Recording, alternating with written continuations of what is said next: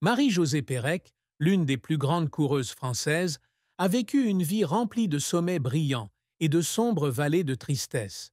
Sa plus grande tristesse n'était pas un moment unique qui pouvait être résumé en quelques mots, mais une série de pertes, de pressions et de solitude qui la suivaient silencieusement au fil des années. La douleur la plus profonde qu'elle a ressentie dans son cœur est peut-être venue de l'événement des Jeux olympiques de Sydney en 2000, lorsqu'elle s'est soudainement retirée de la compétition qu'elle avait préparée pendant de nombreuses années pour défendre son titre. Ce n'était pas seulement un échec professionnel, mais aussi une blessure mentale qui n'a jamais complètement guéri. À son arrivée en Australie, Marie-Josée doit faire face à l'hostilité de la presse locale et à une pression énorme de la part du public, fervent partisan de sa rivale Cathy Freeman. Elle a déclaré qu'elle se sentait menacée, isolée, et que des inconnus avaient eux-mêmes tenté de pénétrer dans sa chambre d'hôtel. À ce moment-là, elle ne se voyait plus comme la Gazelle, le surnom que les médias français lui avaient affectueusement donné, mais comme une petite personne perdue au milieu d'énormes attentes. La décision de quitter Sydney, abandonnant derrière elle son rêve de remporter une autre médaille d'or olympique, fut une tristesse qu'elle porta avec elle pour le reste de sa vie, non pas à cause d'un abandon, mais à cause d'un sentiment d'impuissance face à des circonstances indépendantes de sa volonté. Mais cette tristesse ne s'arrête pas à la carrière. En tant que mère, Marie-Josée porte aussi la douleur de voir son fils, Nolan, grandir dans un monde où sa réputation devient parfois plus un fardeau qu'une source de fierté. Née en Guadeloupe, une petite île des Caraïbes, elle a quitté sa famille à l'âge de 16 ans pour poursuivre son rêve à Paris. Et le voyage lui a appris que le succès vient toujours avec des sacrifices.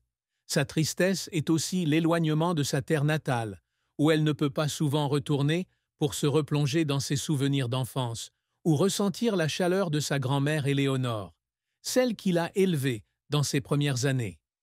Debout, au sommet du monde, elle se demandait souvent si toute cette gloire valait les moments de solitude, les longues nuits blanches dues à la pression, et les larmes silencieuses dont personne n'avait connaissance.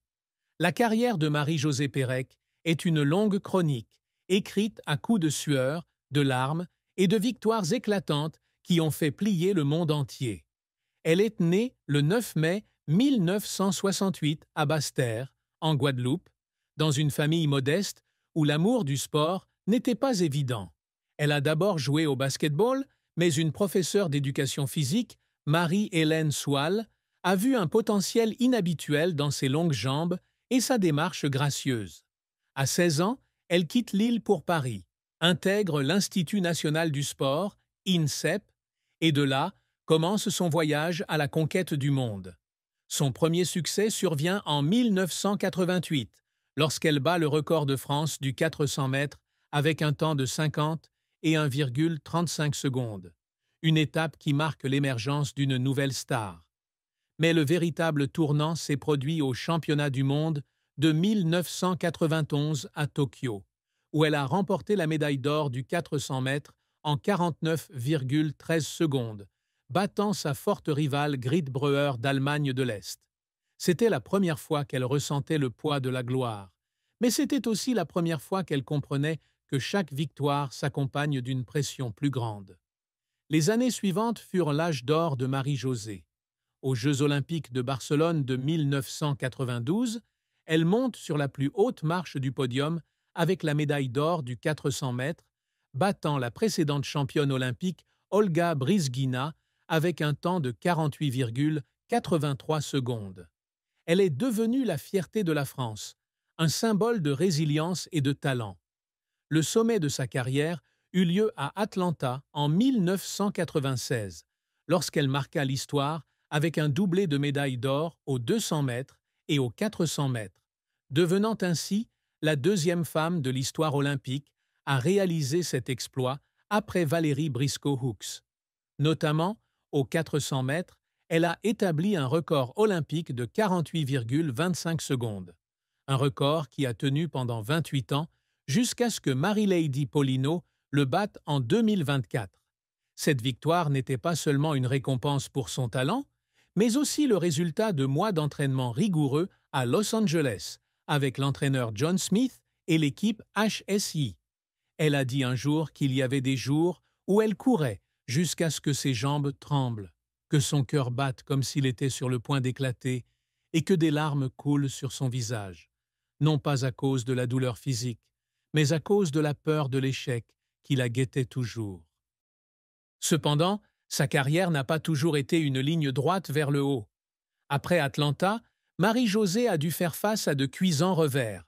En 1997, elle se lance dans la compétition du 200 mètres au championnat du monde, mais n'atteint que les demi-finales avant de se retirer en raison d'une blessure. En 1998 et 1999, elle fut quasiment absente de la piste en raison de la maladie causée par le virus d'Epstein-Barr, qui affecta gravement sa santé cardiovasculaire. Le retour à Sydney en 2000 aurait dû être un conte de fées, mais il s'est terminé en tragédie.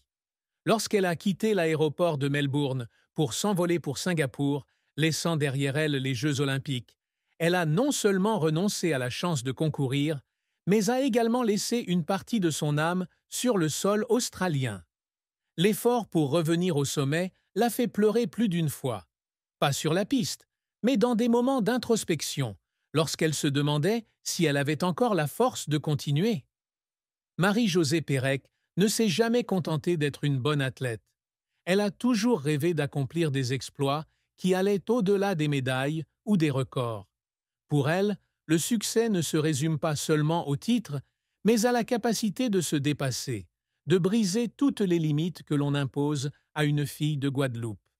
L'un de ses plus grands objectifs était de devenir la première femme à remporter 2 médailles d'or consécutives aux 400 mètres aux Jeux olympiques, ce qu'elle a fait en 1996.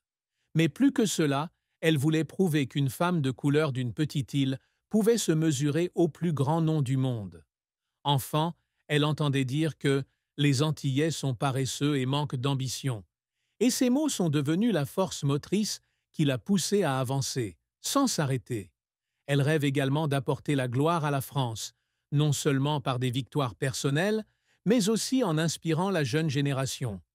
Être choisie pour diriger la délégation française à Atlanta en 1996 était un grand honneur. Mais elle voulait plus que cela. Elle voulait que son nom soit gravé dans l'histoire comme un symbole de persévérance et de dignité.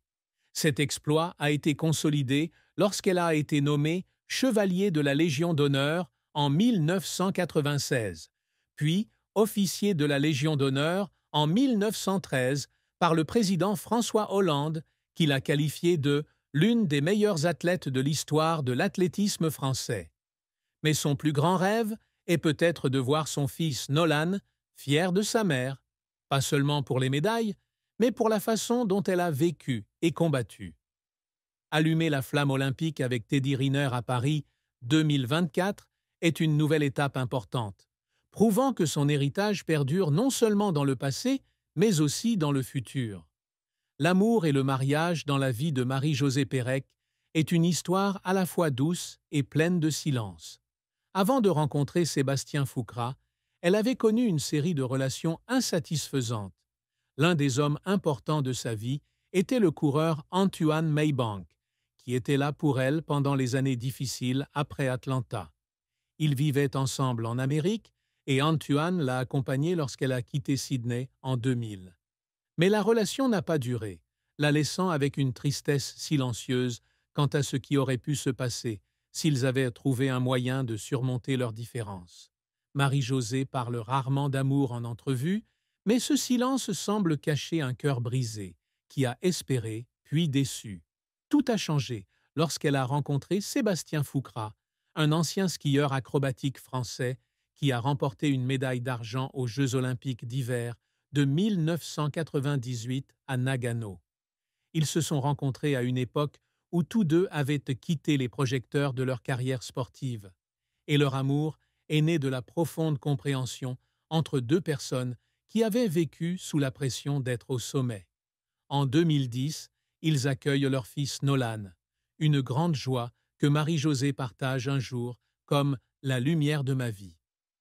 Sa vie de couple avec Sébastien n'a pas été dévoilée au public, mais ses proches ont déclaré qu'ils formaient un couple harmonieux, construisant ensemble un foyer paisible en France et aux États-Unis. Cependant, la tristesse de son amour réside peut-être dans le compromis. Pour préserver sa famille, elle a dû renoncer à une partie de la liberté et des rêves personnels qu'elle poursuivait sans relâche. Cependant, son amour pour Sébastien et Nolan semble être un soutien solide, l'aidant à surmonter les jours les plus difficiles. Bien qu'il n'existe aucune information officielle sur le patrimoine de Marie-Josée Pérec, avec sa brillante carrière et ses années de travail après sa retraite, elle a certainement une vie confortable. Sa fortune est estimée à plusieurs millions d'euros, grâce aux prix gagnés lors de tournois, aux contrats publicitaires et plus tard aux activités de conseil sportif. Elle possède peut-être un appartement,